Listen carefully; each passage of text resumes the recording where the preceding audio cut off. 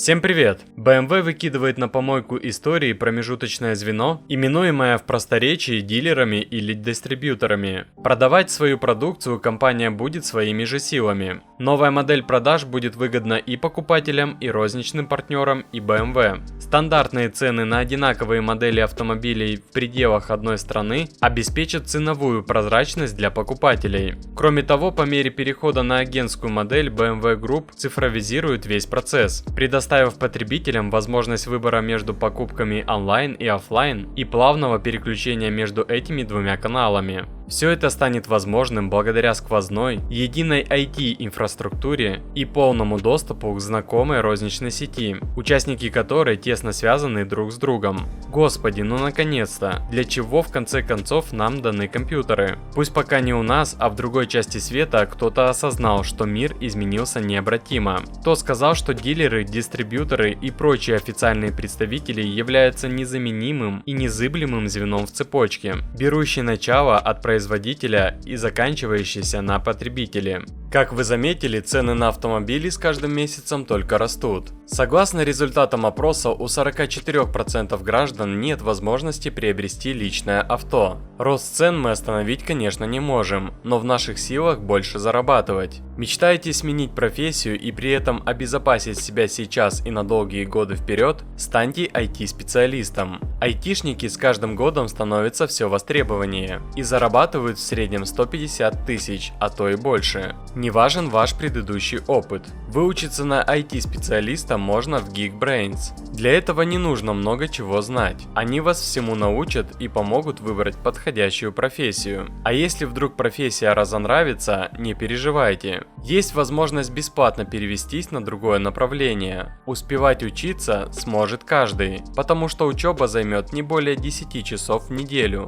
Само обучение, кстати, проходит онлайн и доступно в записи. Потом Geekbrains гарантирует устроить вас на работу, а если не получится, то вернуть деньги. У них в договоре это прописано. Возможно, оплата в рассрочку. Первый платеж можно внести после месяца обучения. В честь Черной пятницы по промокоду «Сложно» действует скидка 70%, а в подарок получите еще и год английского и 2 курса по работе с искусственным интеллектом. В общем, самое время выбрать себе профессию по душе. Переходите по ссылке в описании и скорее оставляйте заявку на курс IT-специалист. Чем занимались по большому счету все торговые посредники на автомобильном рынке? В идеале их задачей была закупка оптовых партий, выстраивание логистических схем по доставке машин к конечному потребителю, привлечение кредитования для увеличения объемов продаж и максимальная адаптация массового продукта под конкретные запросы покупателя. Здесь мы намеренно оставляем за скобками сервисное обслуживание и гарантийный ремонт, поскольку они заслуживают отдельного нелицеприятного разговора.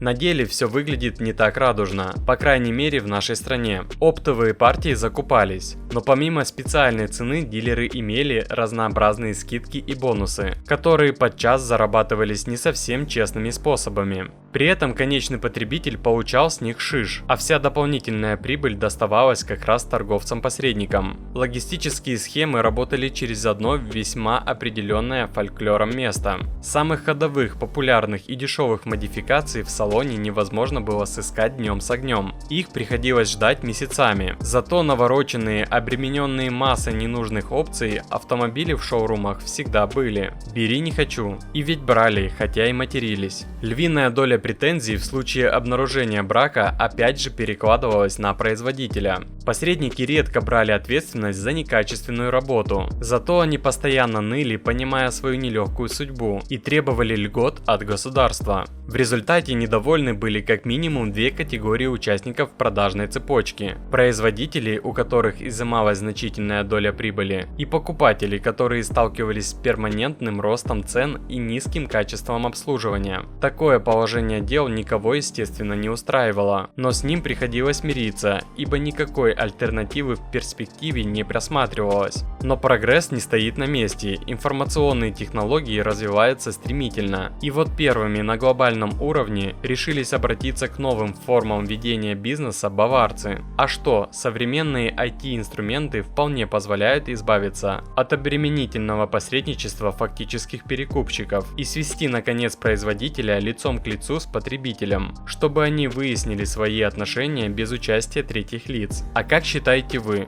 реально ли избавиться от дилеров? Пишите в комментариях.